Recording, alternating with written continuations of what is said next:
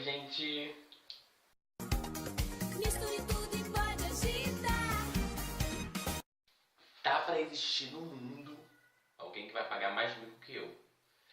Não sei porque eu acho que quando Deus me criou, ele falou assim, vou dar um negocinho aqui pra esse garoto aqui, pra ele, sabe, se divertir, quer dizer, para as pessoas se divertirem com ele, porque, né, ele tá indo muito sem graça. Me deu o dom de pagar mico. Porque, meu Deus do céu, eu pago muito mico, gente. Mas é, assim, todo mês quase. Uma loucura. Mas isso é uma coisa que, assim, todo mundo, né, vive. Todo mundo está sujeito a passar uma vergonha, um micozinho. Entendeu? Micozinho. Isso foi um pouco estranho. Um mico pequeno. Mas, eu às vezes passo por uns que eu falo assim, meu Deus do céu, por que você fez isso comigo? Eu poderia ficar isento disso, entendeu? Mas eu entendo também que eu tenho uma coisa muito séria, que eu não consigo ficar com a minha boca fechada em certas situações que eu deveria ficar com a minha boca fechada. E eu fico com a minha boca aberta e falo coisas que não precisa falar. E quando eu vejo, eu já falei, e eu falo, por que eu fico com a boca fechada? Né? Mas, vamos lá, eu entendo alguns micos do passado, me vieram alguns que realmente, assim, marcou muito. E até hoje eu conto para algumas pessoas esses micos e as pessoas riem da minha cara e falam, não acredito que você passou por isso. Eu falo, sim, eu passei por isso. Lembrando mais ou menos do primeiro mico que eu paguei na minha vida, dá assim, eu deveria ter meus 9 anos, ou um pouco menos. Dá pra entender que o primeiro mico, como foi dentro de uma igreja, eu recebi a bênção ali de pagar mico pro resto da minha vida. Ou foi uma... foi uma bênção, né? Praga da igreja, que não serve. Enfim, eu tava na igreja com minha irmã e era uma igreja um pouco daquelas mais antigas, que não podia bater palma, enfim, blá blá blá. E eu tava com um pouco de sono e eu e minha irmã começamos a conversar um com o outro pra ver se o culto acabava logo. Naquele bate-papo, eu e minha irmã conversando, o pastor falou alguma coisa que eu só ouvi o final, né? Eu tava conversando com minha irmã, aí de repente eu ouvi ele falando, e levantem a mão. Aí eu falei, bom, vou levantar a mão porque todo mundo vai levantar a mão, né? Então vamos seguir a ordem. Eu fui, pá!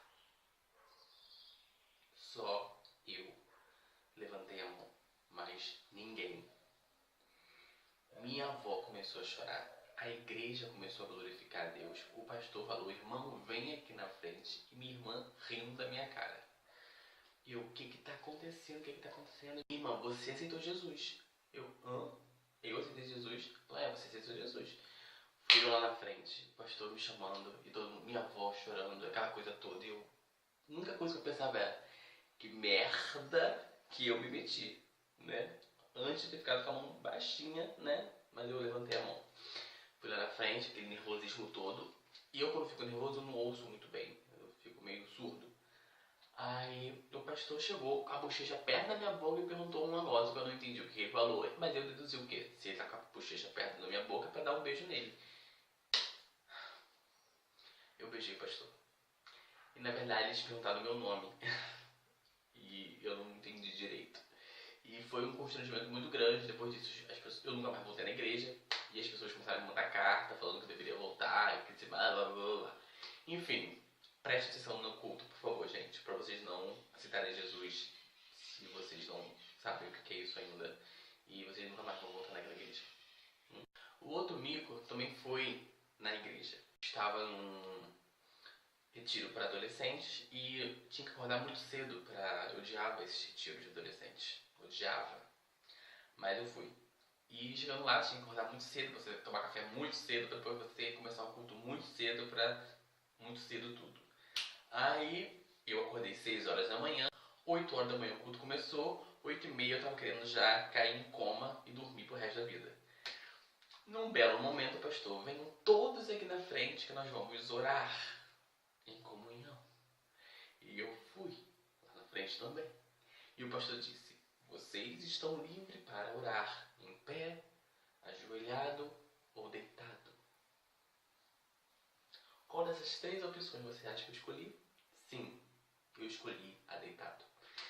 Eu deitei e disse, Senhor Jesus, E dali em diante eu fui arrebatado. Eu dormi como se não houvesse amanhã.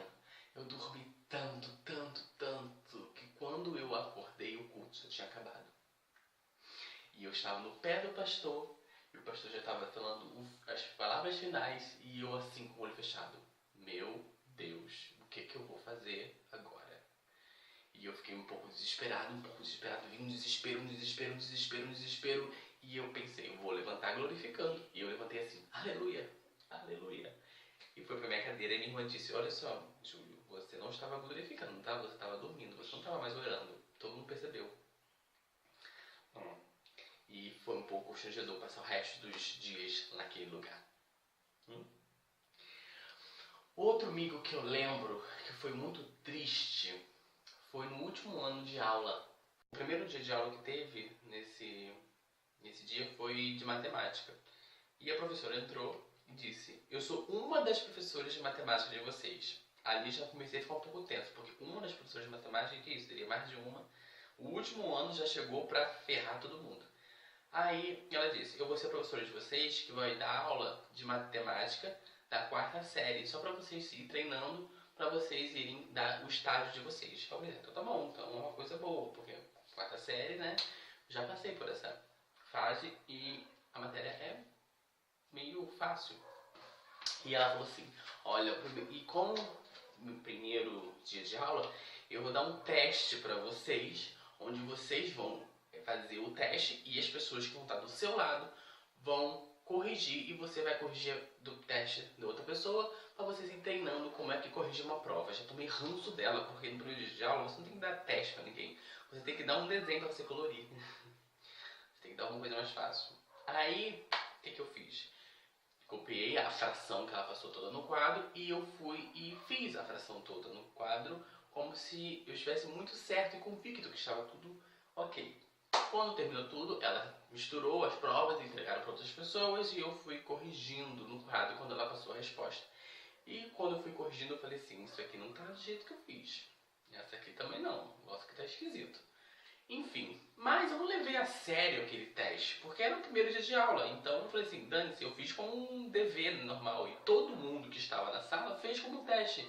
Entendeu? Eu fui traído naquele dia, porque ninguém me disse que na verdade aquilo era um teste de verdade. E todo mundo colocou o nome, o número da turma, e eu só fiz o teste. Conclusão, quando a professora devolveu as provas, ela ficou com uma dizendo assim, tem uma aqui sem nome, tem uma aqui sem nome. Ela levantou minha prova, que nem aquele macaco levantou Simba no Rei Leão.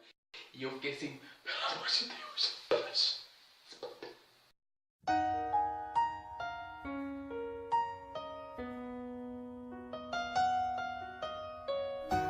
E eu desesperado, e a turma rindo da minha cara. E eu entrando em desespero, não acreditando que eu tirei um 0. Eu estava no 4º ano, tirando 0 de uma prova da 4ª série. Quando eu peguei aquela prova, eu falei assim, meu Deus, se no primeiro dia de aula eu estou tirando 0, é um sinal que esse ano vai ser uma merda. Mas eu superei, até que minhas provas depois foram muito boas. Mas sabe quando eu senti a minha prima em casa chorar sem saber o que está acontecendo, em que a professora, que com certeza já está morta, da 4ª série, se mexer no caixão, porque, né, todos os tempos que as duas perderam comigo me ensinando frações, foi por água abaixo, porque eu tirei 0. E a turma toda riu de mim. Foi bem triste. Então, assim, são coisas, situações que... Tem outros micos, mas são esses que me bateram mais forte no meu peito, entendeu? E são os mais leves que eu posso contar para todas as idades ouvirem. E foi assim, mico todo mundo vai passar, então assim, é uma dica que eu dou pra vocês, gente, quando vocês pagarem o mico, entra na onda, não pega a onda errada, pega a onda, ri de si mesmo, se diverte, fala alguma coisa para o povo continuar rindo da tua cara e segue a sua vida, porque se você se esconder do mundo, se você se fechar e se você querer se matar porque você pagou aquele mico, gente, não vai dar certo, porque logo adiante você vai tomar outro. Porque pessoas normais pagam mico assim, aleatoriamente, uma vez na vida, outra na morte. Pessoas como eu, ou como muitos que estão vendo esse vídeo, que pagam mico todos os dias, que tem uma missão, um carnê ali do mico, que tem que paga todo o maldito mês, gente, tem que viver uma vida normal, tem que viver como se o mico fosse a parte da sua vida, como respirar, tá bom, gente? Então, quem paga mico assim sempre, tem que entender que assim, deixa a vida levar você e não se encrenca não, entendeu? Não bota isso na tua cabeça que, meu Deus do céu, minha vida é triste, eu pago tudo, ando muito mancada, ou aquele mico que você fica vermelho e se fecha. Deixa de zoar, se zoa também, porque isso vai fazer parte da sua vida pro resto da vida, entendeu? Não tem jeito. Quem nasceu pra pagar mico, não viver a vida assim normalmente, todo dando muita felicidade, porque, né, não adianta, não tem pra onde correr, não é isso? Então, gente, um beijo, espero que vocês tenham gostado desse vídeo também.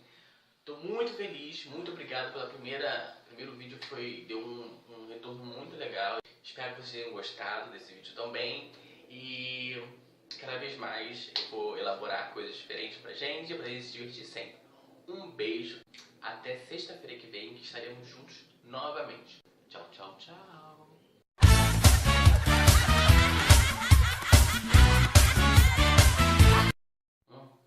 Pensei que ia ficar o efeito.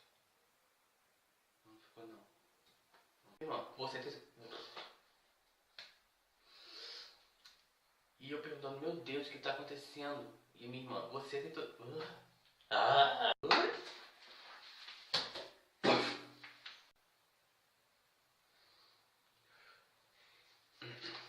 Então, quem paga mico assim sempre... Ai, Renato, tá difícil hoje. Ai.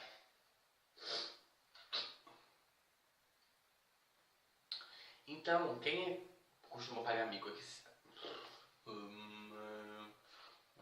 Tchau. Oi, acabou aí, ficou preto. Ai, como é que fica preto? It's hard, it's big, it's round, it's hot, it's happy, strong, it's tested. It's fun, it's a good